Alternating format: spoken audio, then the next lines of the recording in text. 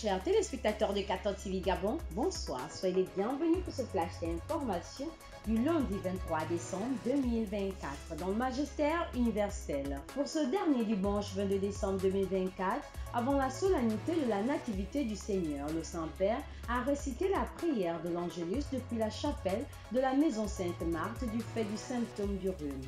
En méditant sur l'évangile du jour relatant la visitation de Marie à Élisabeth après l'annonce de l'ange, le pape François a proposé une réflexion sur la maternité et la grâce de la vie exprimée par la rencontre entre ces deux femmes qui se réjouissent du don extraordinaire de la maternité. Avant de conclure la prière, le pape François a exhorté chaque chrétien à rendre grâce à Dieu pour le miracle de la vie donnée, car aucun enfant n'est une erreur. Il a également procédé à la bénédiction des petits-enfants Jésus apportés par les fidèles, une tradition du pape Paul VI. Nouvelle d'Église. À l'occasion de la célébration de la fête de la Nativité du Seigneur, la venue de Jésus dans le monde est un moment de joie et de partage. Ce mercredi 25 décembre 2024, le diocèse de Koudougou, dans le centre-est du Burkina Faso, a organisé du dimanche 22 décembre au lundi 23 décembre 2024 la 6e édition de Noël des enfants en situation difficile. Pour son Excellence, Monseigneur Joachim Ouedraogo, cette initiative apporte davantage, et ce depuis 2018, date de son lancement, de la joie et de l'espérance à tous les enfants vulnérables. Le thème de cette année était « Il est né le divin enfant, partager la joie de Noël avec les enfants en situation difficile ». Église en marche. La communauté paroissiale de la cathédrale Notre-Dame de l'Assomption Sainte-Marie a effectué sa rentrée pastorale pour le compte de l'année 2024-2025 le dimanche 22 décembre 2024 par une messe d'action de grâce.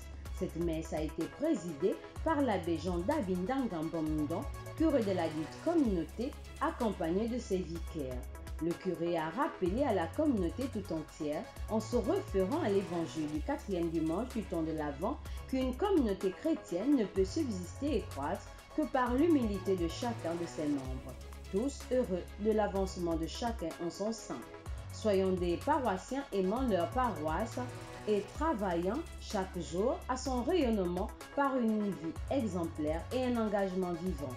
Au terme de la messe, les fidèles ont pu découvrir dans la cour du presbytère la vocation et le charisme des différents groupes et mouvements d'apostolat de la paroisse à travers la visite des stands.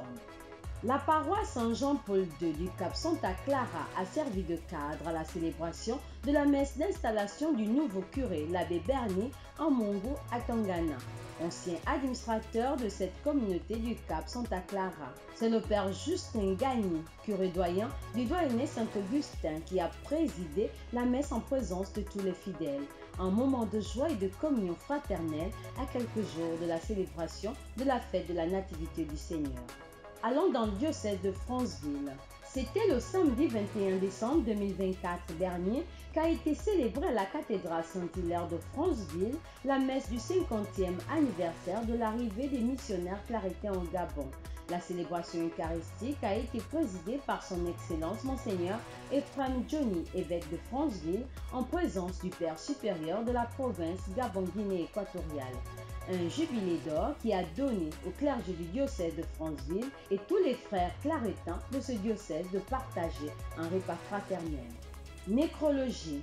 La province de l'Afrique centrale Gabon, RDC-RCIA, a le regret d'annoncer à toute la communauté chrétienne du Gabon le décès de sœur Florence Bongoumou, communément appelée Maflo, religieuse de la congrégation des sœurs de l'Immaculée Conception de Castres, le samedi 21 décembre 2024 à l'âge de 52 ans. Le programme des obsèques sera communiqué ultérieurement. Confions au Seigneur le repos de l'âme de sa servante. Chers téléspectateurs de 14 TV Gabon, c'est ainsi que s'achève votre flash d'information de ce lundi 23 décembre 2024. Nous vous remercions de l'avoir regardé. On marche vers les 200 ans de l'histoire de l'évangélisation de l'Église catholique au Gabon. Gardons la foi, l'espérance et la charité.